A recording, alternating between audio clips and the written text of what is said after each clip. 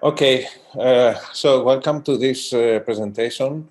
This presentation is organized by 𝐒𝐐𝐲 𝐻𝐿 in the frame of a series of seminars, bi-weekly series of seminars organized by the FOCETA European project.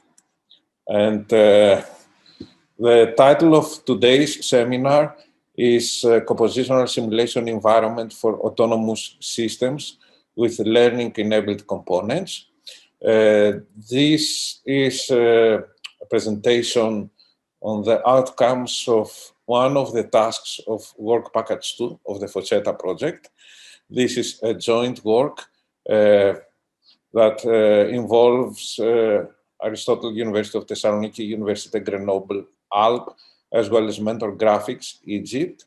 2 weeks ago, we hosted scientists from all these 3 partners here in Thessaloniki.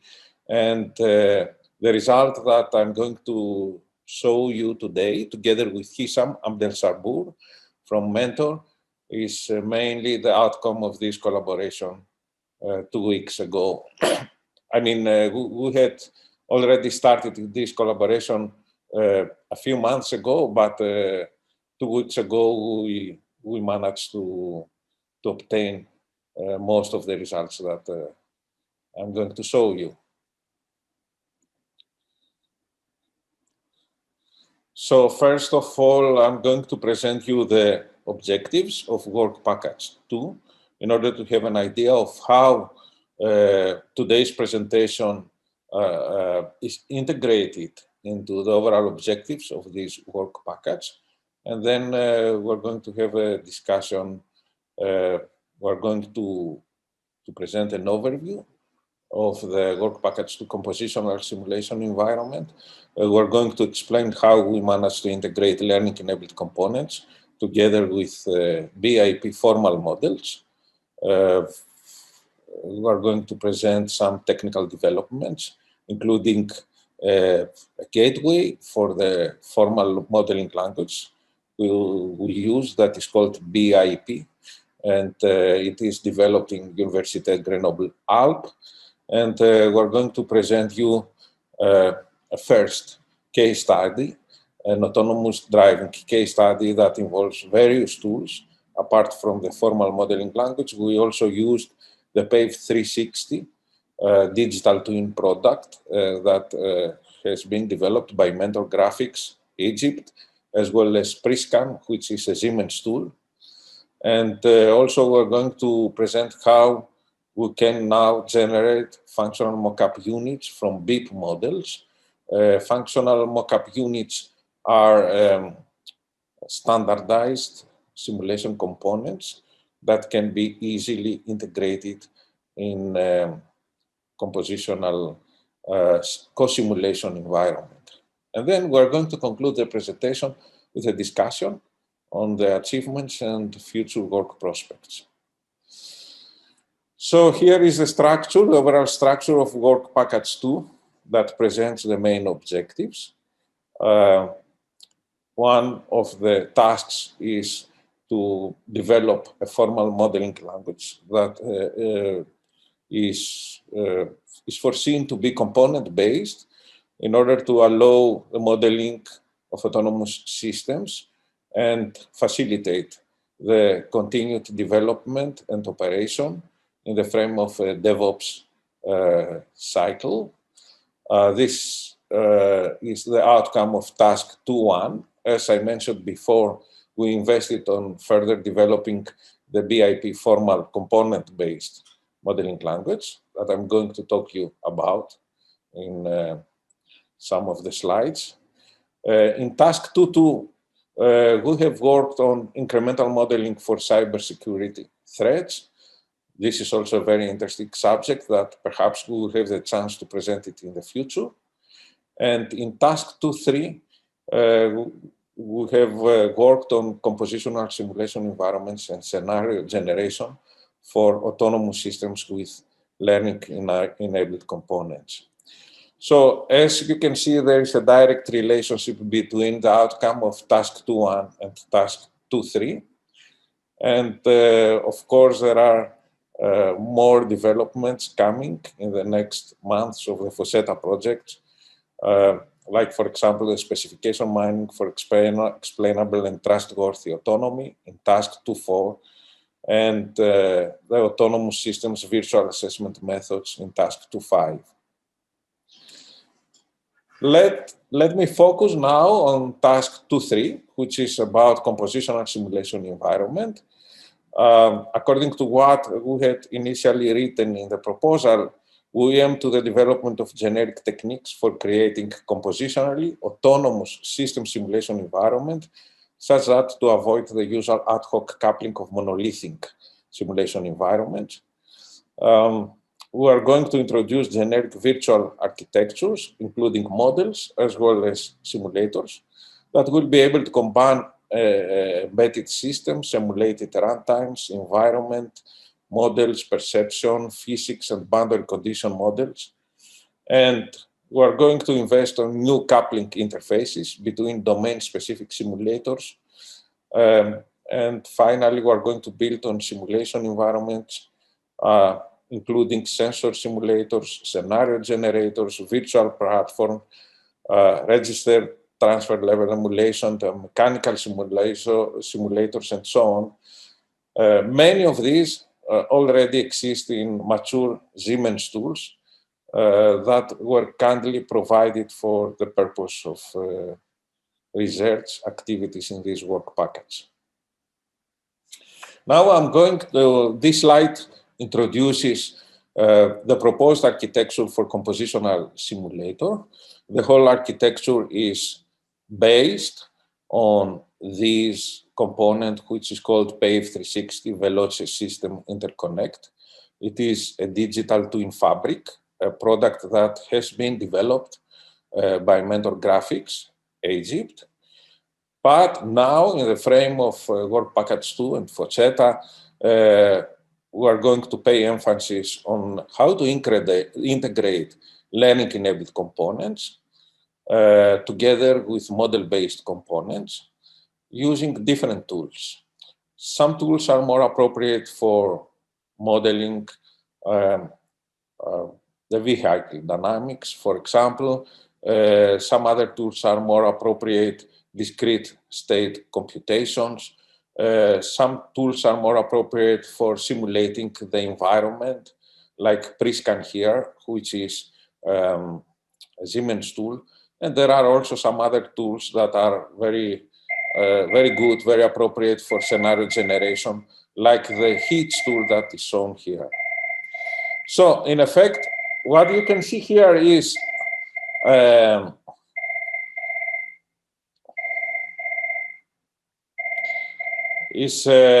compositional simulation environment that will be capable to integrate all these different tools, including learning-enabled components, which may be used for perception, planning, or control for autonomous systems. And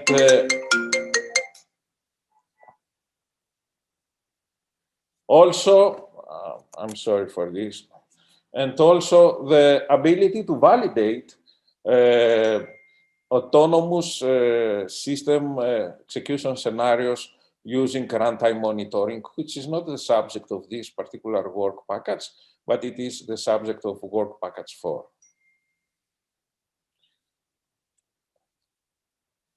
So, why we have decided to make these compositional simulation environments based on PAVE360 Veloce Interconnect. This digital twin fabric environment offers an optimized interconnection framework, enabling heterogeneous client connections to create digital twins. And the challenge here, when we want to integrate various different tools for digital twin modeling, is to integrate computations with physical processes, discrete modeling of computing elements, continuous modeling for physical components, as well as data-driven approaches for learning-enabled components. And all these using a model-based design paradigm. So what you see in the figure here is that all these can be integrated using the PAVE360 Veloce Interconnect into a single digital twin environment, including software in the loop, cloud in the loop, hardware in the loop, as well as pre-silicon in the loop, and also environment in the loop, and so on.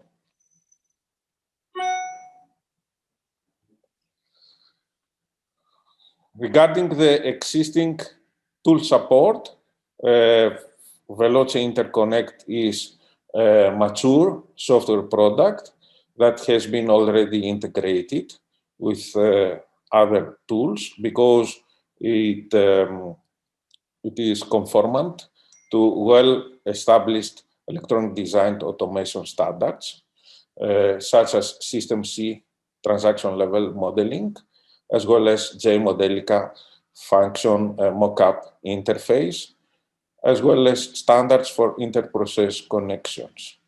So Veloce System Interconnect has been already integrated using FMIs with Siemens tools like AMSIM and PreScan, as well as other tools. Hisham is going to give more details for this in the next few slides. Veloce Interconnect also allows modeling, allows developing mixed fidelity models, integrating virtual platforms, as well as register transfer level abstractions. And a key characteristic of Veloce Interconnect is that it allows a deterministic synchronization of all these integrated platforms, I mean deterministic with respect to the simulation time. What is missing from this slide is a tool, a language, which allows developing formal discrete state models. And this language was chosen to be the Behaviour Interaction Priority. It is a language that has been developed in Université Grenoble, Alpes. It allows building hierarchically structured, discrete and executable models from atomic components. And using this language, it is possible to build a complex system by decomposing it into basic components whose behavior is then specified using finite state machines. You can see here these atomic components that are modeled using finite state machines. Each component has ports as interface. You can see here in this example the B1, F1 port, T, R, and so on. The architecture for components coordination is supported by connectors, which connect the ports between components. You can see here connectors that connect the ports and synchronize them when executing the models according to various semantics. It is a very expressive component-based modeling language. And it is also possible for a BIP model to invoke external functions written in C or C++. So when executing a transition in an atomic component, it is possible to invoke an external C++ function. The BIP compiler also allows the generation of code, which can be run by an execution engine. What is a BIP execution engine? It is a runtime scheduler for the generated code. And Université Grenoble Alpes has extended the BIP tools in order to allow incorporating learning-enabled components, which is a very promising direction that will allow mixing model-based and data-driven component. And this work was done mainly by Wei Chang, which is present today, together with his supervisor, Professor Sadek Benzalem. Now, I pass the turn to continue the presentation to Hisham, who is more appropriate to present the capabilities of PAVE360. Hisham? Yes, thank you, Professor Panagiotis. Okay, so for PAVE360 Veloce System Interconnect, we built our technology over two well-established standards. So the first one is the FMI standard, and it's basically a standard for exchanging models or having, or let's say setting up a co-simulation between different modeling software. Basically, you get sort of like a compiled binary that has the model along with an XML file that defines the inputs and outputs and parameters. And you have an FMI master, which is responsible for driving each of the FMUs that you have in your system. And it does this over, let's say, um, some standard files, some standard headers, and some functions that the user or let's say the creator of the FMU has to define to set the inputs and get the outputs. Yeah, so this is the first standard, which is the FMI standard. And if you can go please to the next slide. For the second standard is the TLM standard, or transaction level model. And in the TLM standard, it's actually a System C standard, and it's, let's say, it allows you to model a communication while abstracting the, let's say or let's say you can model the communication between different components while abstracting the details of the communication itself. So basically, you have the notion of a generic payload that you can apply to any application domain, and you can actually apply that also to any communication standard. So, for example, you can have this generic payload model a CAN packet or an Ethernet packet or AXI or any kind of communication standard that you want to model. And it also allows you to to also connect with hardware code that you have in using using transactors. So and the simulation backplane, or let's say the simulation server that we have in PAVE360 Veloce System Interconnect, is a communication backplane standard that we use to bridge many third-party simulators and models and different software and hardware components that might participate in a digital twin. Okay, next slide, please. Yes, and we do that by using gateways. So gateways are actually what enable the communication between different models and tools. So we have three kinds of gateways. The first one is protocol to protocol. Like, let's say, for example, if you have an Ethernet and CAN working together, so you can add a level 1 gateway, which converts between Ethernet and CAN. You can also have a domain, like, for example, FMI. You have components that are working in the FMI domain, and you want to communicate with other components using Ethernet or CAN, for example. So a level 2 gateway will translate between, for example, CAN and FMI or Ethernet and FMI. And then we have a level 3 gateway, which is system to protocol. So here you actually convert the communication protocol that you have to, well, let's say you will have some abstract data, for example, or let's say generic data. Like, for example, here you want to communicate with PreScan, so you have the PreScan system, and it has its own signals, and you want to convert these to Ethernet or CAN or AXI or whatever communication protocol you are using. So these are the different kinds of gateways that we use.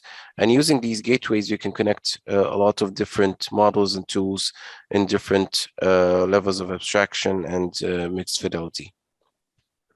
Okay, next slide. Okay, so now we'll go over the Bib Gateway. So to connect the Bib model with the Veloce System Interconnect, we implemented a level 3 gateway to convert from the BIP model to Ethernet, which is then which is then sent over to Veloce System Interconnect to connect with the other components. So actually, the Bib Gateway here, it takes it receives from the Veloce System Interconnect, well, actually from PreScan, it receives the RGB camera feed and also the vehicle speed, and then it sends it over to the BIP model. And using the BIP model, we get a decision to throttle or brake, and then these are sent back to Veloce System Interconnect, which actually enables the whole communication of the BIP model with the rest of the system that we have. Next slide, please. Okay, this slide shows how a typical BIP model can be extended in order to integrate learning-enabled component. As I already mentioned, this work was done in Université Grenoble Alpes, mainly by Hui-Chang, who is present. Hui-Chang, would you like to say a few words for this slide? Yes. So to model the LEC, we don't implement a neural network explicitly in the BIP. It's not feasible. So we write a wrapper for the Python script we use to call the neural network. So in the BIP, we have a behavior template like this. So we have 3 transitions. First in is to get the feature from the previous components, and then put into a transition called inference, which we'll call the external function, written to call the Python script to make the inference, and then send the output to the next component, which can be controller, to make the decision based on the inference results. Yeah, so that's it. So the inference transition indirectly calls the neural network in PyTorch in order to make the inference and pass the result to the controller component. Yes. Okay, thank you very much, Wei-Chang. Now, Hisham is going to continue with presenting how all these components have been integrated in order to realize an autonomous driving case study. Hisham? Yes, thank you, Dr. Panagiotis. So basically, this is well, the system that we have. So we have the environment, which contains, let's say, the road, and it contains some traffic signs, and we have a camera sensor that captures this environment, and then we have the perception component, which actually uses the camera feed and then analyzes the environment to get some information. Like, for example, here it sees a traffic sign with the speed limit of 80 kilometers per hour. So it captures some information about the environment. And then this information goes to the controller, which then feeds some commands to the plant, which is the vehicle actually, and tell it, for example, okay, so now you have to throttle or now you have to brake to maintain the speed limit. And so next slide. So this is the BIP model that was developed by Wei-Chang. It is it follows a monolithic modeling approach. I mean, it presents what we had before starting our initiative to make it compositional. So yeah, yes, exactly. Of components, BIP atomic components, that correspond one-to-one with what Hisham explained in the previous slide. So we have an atomic component emulating the environment, an atomic component for the camera, an atomic component for the perception, and all these components are connected with BIP interactions. I don't know if Wei-Chang wants to say anything more for this. Yeah, so I will present briefly. So the environment is just a simple environment model, which can be a folder of images or video. So we will increment to get a new index of inputs and send the input to the camera. The camera will simulate the camera on the car to capture the photo from environment periodically. And then the perception will get the input to make the inference. So this is the learning enabled components. Then it will send the like the speed limit detected to the controller to make the decision. The controller will compare the current speed and the speed limit to decide to depress brake or throttle. And then the plant, we have a throttle and brake and speed sensor to take the action. Okay.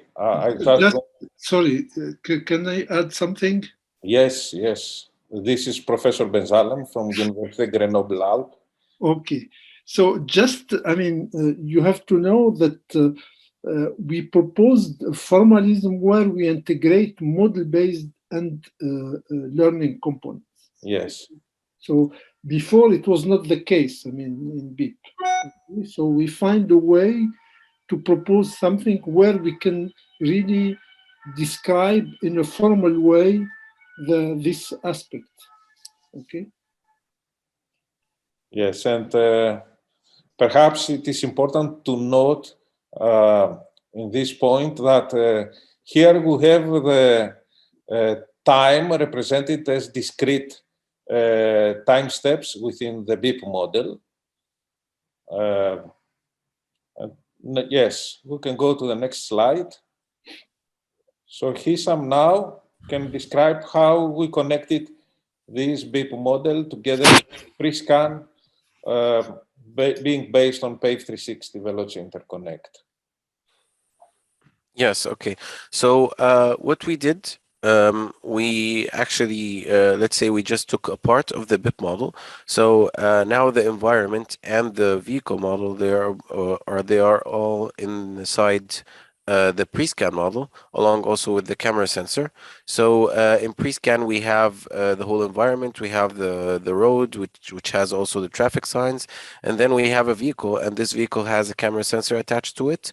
And it also it has the vehicle dynamics model itself so that we can control the car. And what happens is that from PreScan, we capture the camera feed. We send this camera feed along with the current vehicle speed. We send both of these to the perception component of the perception component of the BIP model, and the BIP model then analyzes the image that it got, and then, for example, it detects that it has a speed limit sign, and then it sends the speed limit to the controller component, which also gets the vehicle speed from the PreScan model. And then based on the speed and the speed limit, we have a simple controller here that says, okay, so you're above the speed limit, so you have to brake, or you're below the speed limit, so you can keep throttling if you want. So this is basically how we integrated both of them together. This is just like an simple overview of how this goes. So what we essentially did here is that we dropped some BIP components from the initial model that Wei-Chang presented before, the environment and the camera and the plant. And we represented these models by other simulators, like, for example, PreScan, which are more mature in order to model these aspects. And we kept the expressiveness of the BIP language in order to develop a model for the controller part and in order to enable the execution of learning-enabled components.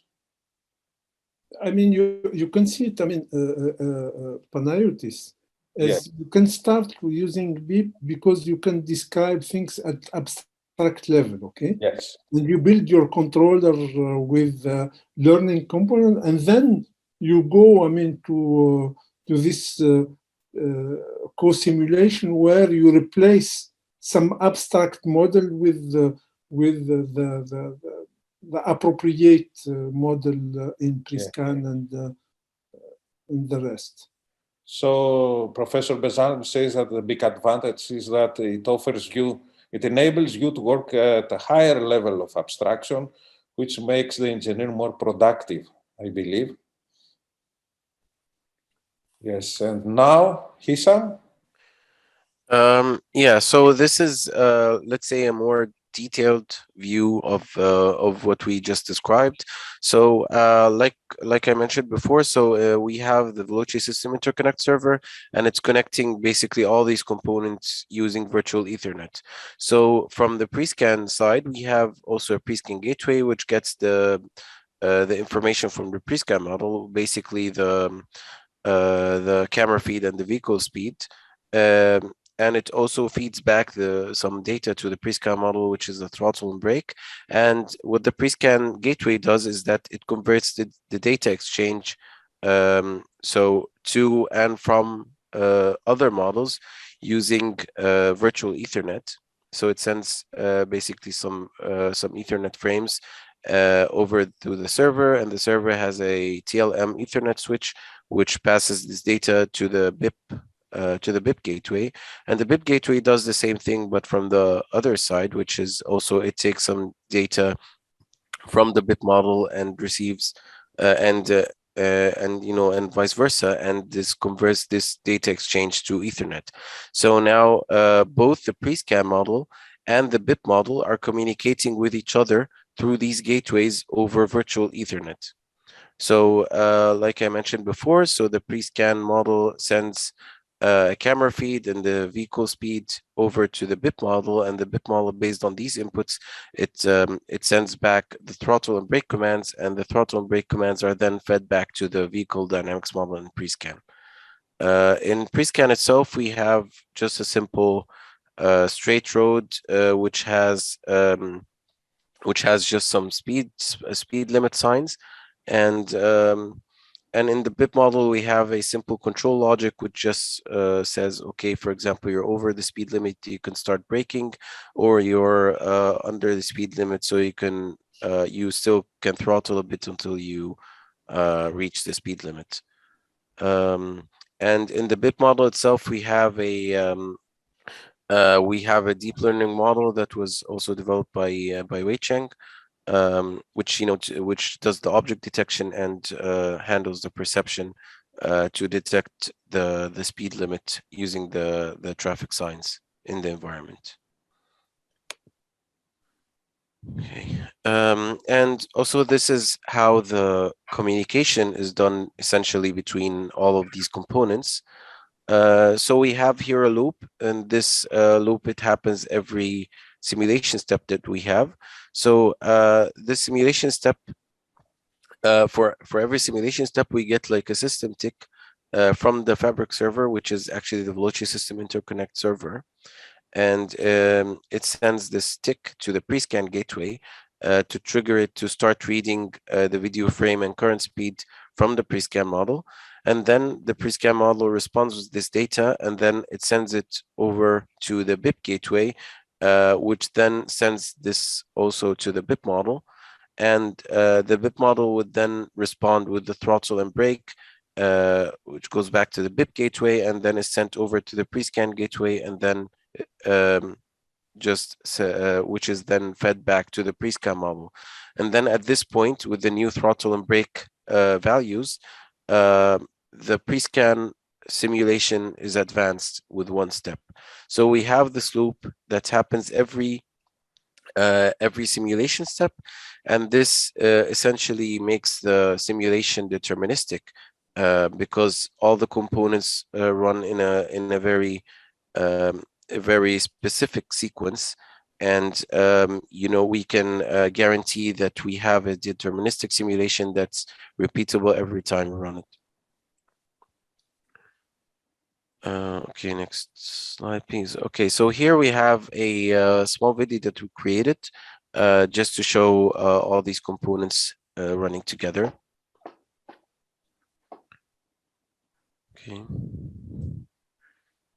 Yeah, okay, so here the vehicle is driving. At first, if you can see on the left, the speed limit that it has is 80 kilometers per hour.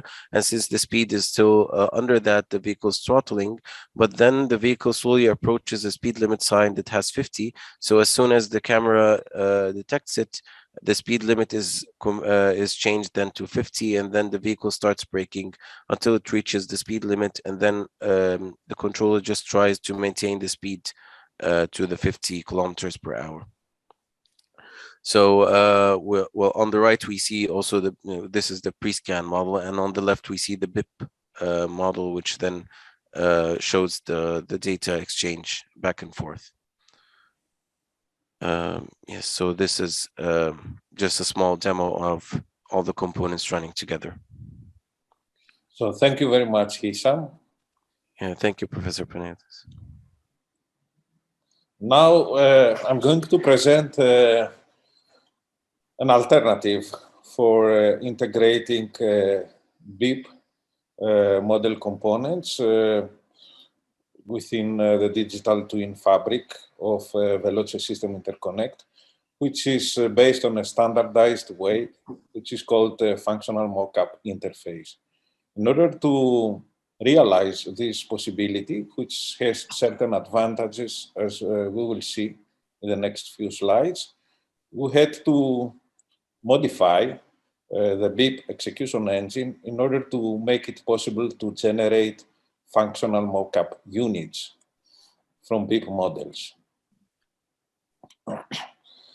So this alternative, as opposed to the Bib Gateway alternative that was presented by Hisham before, has certain advantages.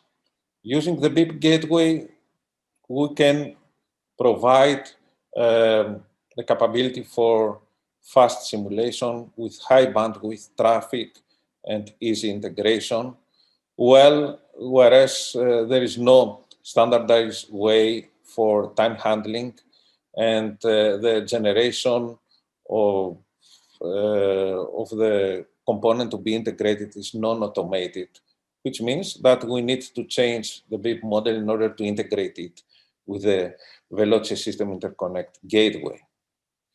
On the other hand, using the functional mockup interface-based approach that I'm going to present, this approach is more suitable for timed model. It works both with timed as well as with untimed BIP engine. It is modular and can be used with other architectures and tools. And the drawback is that the current FMI standard version 2 does not support complex data structure. So here we present you a simple example in order to explain how this integration is done.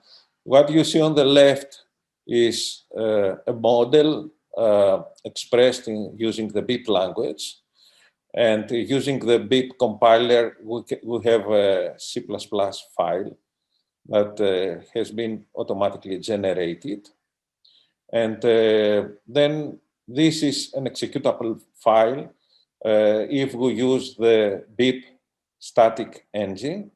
So we can run the model and validate the behavior of the modeled system.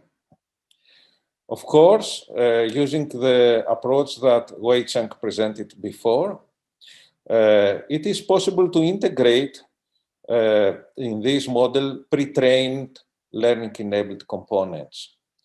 So in a sense, when executing the BIP model sends the data, the BIP data, to the pre-trained learning-enabled component, which is a component that does the reference and transfers the results back to the BIP model in order to use them for control purpose or anything else.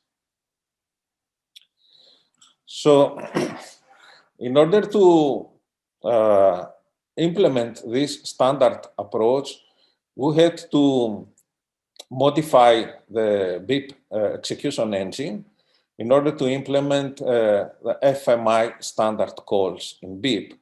So we had to implement FMI standard functions, those that you see here in light blue.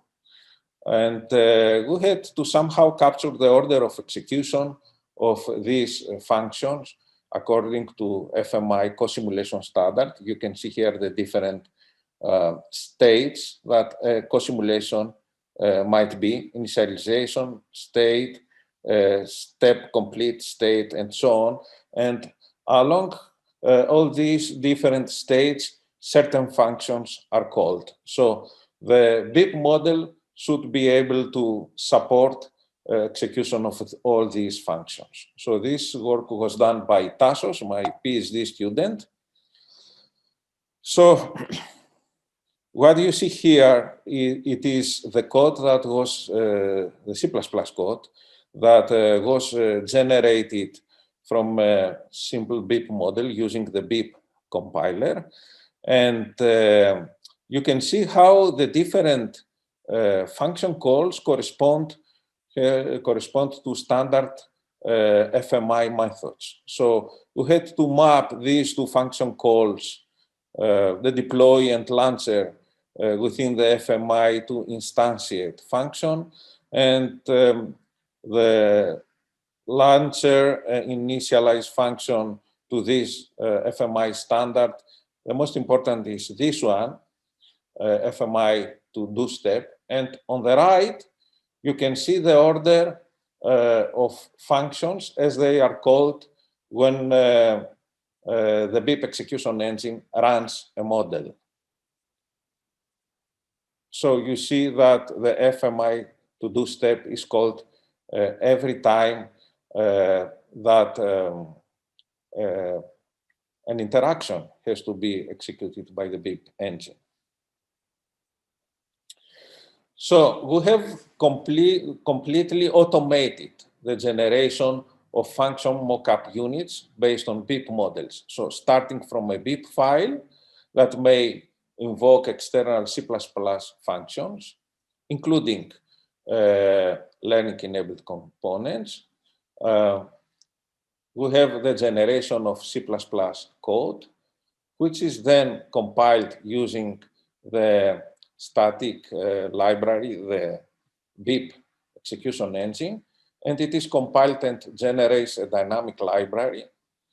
And together with an XML description of the model variables that at the moment is manually built, but in the future we will automate also this process. It is then possible to obtain the functional mockup unit. It is essentially a zip file that integrates all these different files. So we did this implementation, and we eventually wanted to check the compliance of our implementation with the FMI standard. There are various different tools that automatically check the compliance. And you can see here that the validation passed, no problems were found, which means that the functional mockup unit that was generated using our approach is fully compliant with the FMI standard.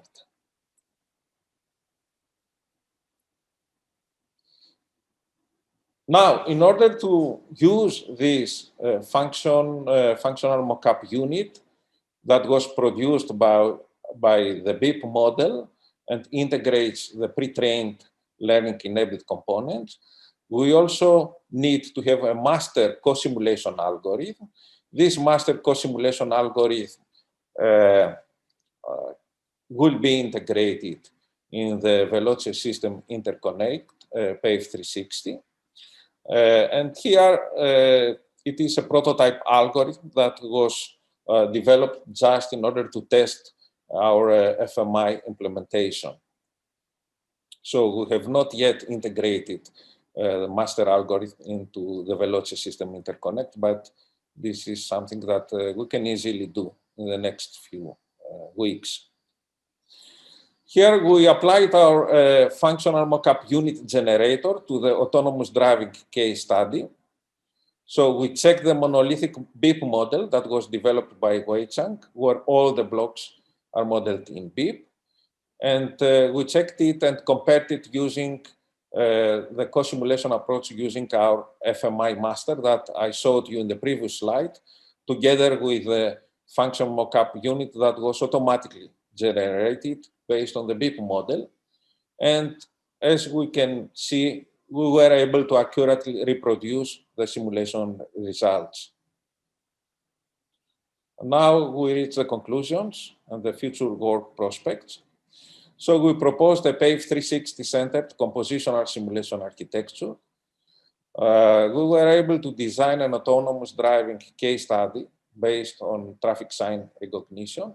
First, we did it using a monolithic modeling approach, and then using the extension that was developed by Université Grenoble Alpes, we were able to integrate learning-enabled components into this compositional simulation architecture. In order to realize this, we had to design a Bib Gateway for PAVE360 Veloce System Interconnect. We validated the interconnection of all these different simulators, including Bib, PreScan, together with PAVE360. And we designed and analyzed the case study in a compositional manner. And additionally, we designed also a standardized approach, a function FMI-based approach. In order to realize this, we had to automate the process of generating function mockup units from Bib models. And we tested this model generation using toy examples and compared the results with the monolithic autonomous driving case study. Future research steps include to further work existing traffic sign recognition case study. We want to develop a more detailed model, including more realistic vehicle models and controllers, to add more blocks and tools, as well as to check the interoperability and the various trade-offs, and to be able to perform additional tasks, like, for example, formal analysis, as well as to model cybersecurity threats. We also consider to apply this compositional simulation environment to the FOCETA use cases. The work on the medical use case has already started, and we also discuss to implement this approach in the use case 1, which is the automated valet parking. And we plan to integrate additional tools in the architecture.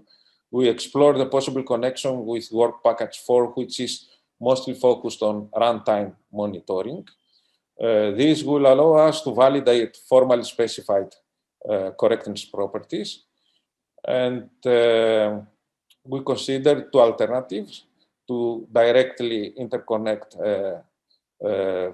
connect the runtime monitors to the PAVE360 interconnect through a new gateway, or using an FMI-based approach. So here you can see the steps considered for the integrating this compositional simulation environment for the use case 1, in which we will also have the chance to use additional tools like Siemens Amesim, as well as Simulink. We are going to reuse the already developed Bib Gateway, and also to integrate the robot operating system gateway. And here you can see a conceptual diagram for the use case 2, which is about the medical use case.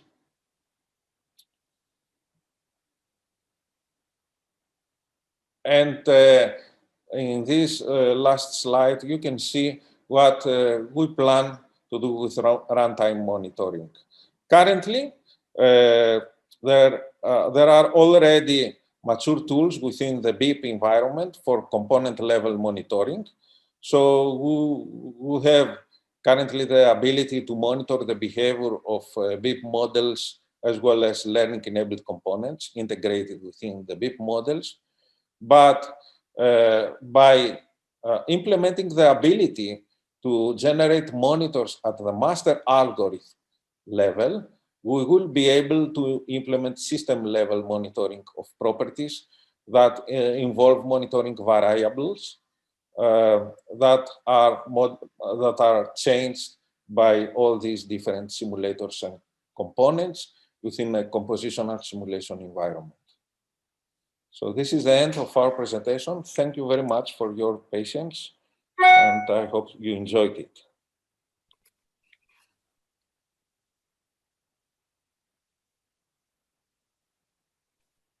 Do we have time for any questions?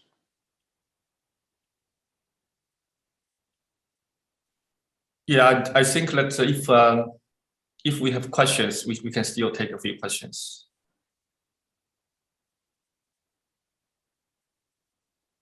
Okay, if nobody asks, I have myself as a question. So so you mentioned the formal analysis basically at the last slide. So can you probably elaborate a little bit more about that? Because I mean, what I see is that so no matter it's BIP or FMEU, they are all quite complicated component-wise interaction, right? And then when we wanted to analyze, for example, a property, and then I'm just trying to understand how these kind of property will end up to be able to be constrained to the learning-enabled component in the end. Okay, so I'm sorry for this. So you mean this slide? Yeah, formal analysis. Yeah. Formal analysis. Okay, perhaps Professor Bensalem is more appropriate in order to answer this question, because BIP already supports a number of capability for formal analysis, like for example, reachability analysis, as far as I know. Okay, so you mean you probably just use the existing techniques on the BIP. Yes. So Right. Okay. So I know that Professor Bensalem. Yes. There are different things that we can do. In fact, at this level, we are. There is what we did for runtime monitoring, monitoring for LECs. This is the work done by Shansong, and we can integrate it at this level. But we need also monitoring for the global system, which can be based on the test scenarios and also on the specification that we have. I presented the slide, I mean, in the context of WP4, I think. I don't remember, is it for just for Brian or for other people? I don't remember. I have a slide where I can explain how we, in fact, extend this work and do it at the high level of the system, okay? And for that, we need to make some kind of abstraction, okay, on the domain, on the input and the output for the functions that we want to do. And this abstraction can be obtained from the specification. Because we don't need to go, I mean, if we do this co-simulation and these variables, we don't need to look to the concrete values, okay? I don't know if I am explicit. So for the control of the speed, you don't need to know, I mean, the concrete value of the speed.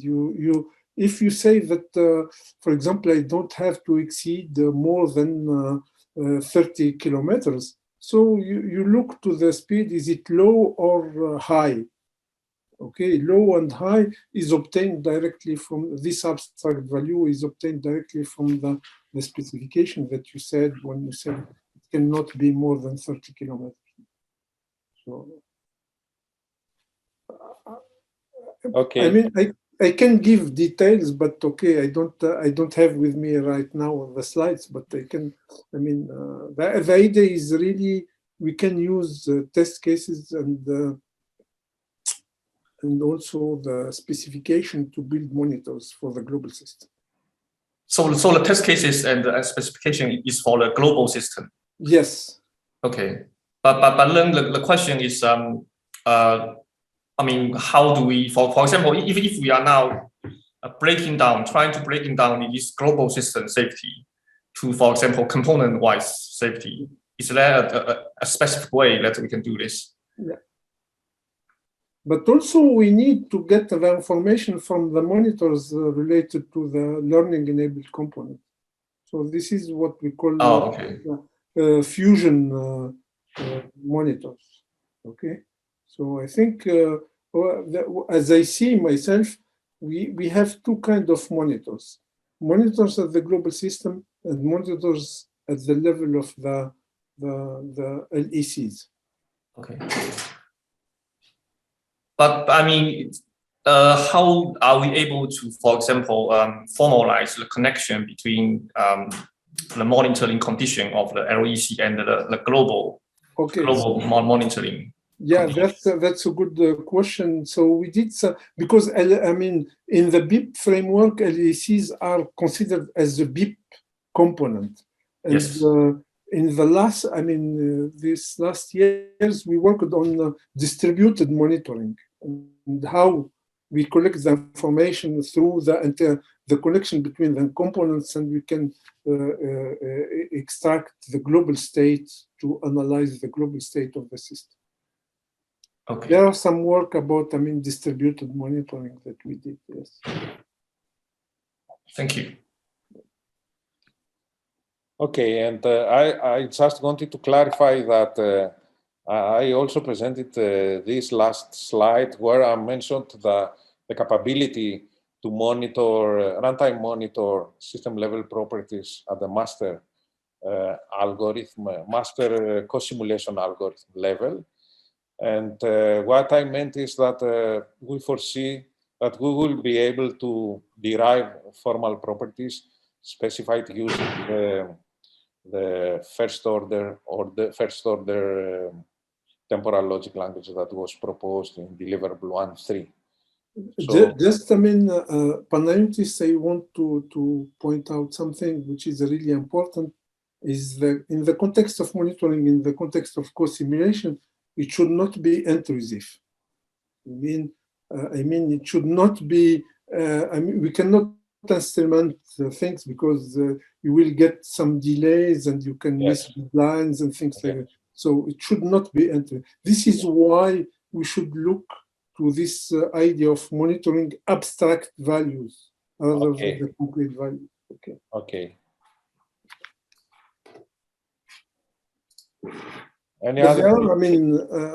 I believe it's interesting work to look at this and how to adapt what we did before and how to extend it and how to look to this new problem. So definitely.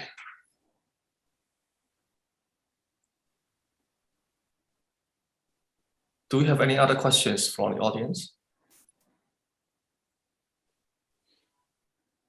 Okay, if no other questions, so let's thank our speakers today.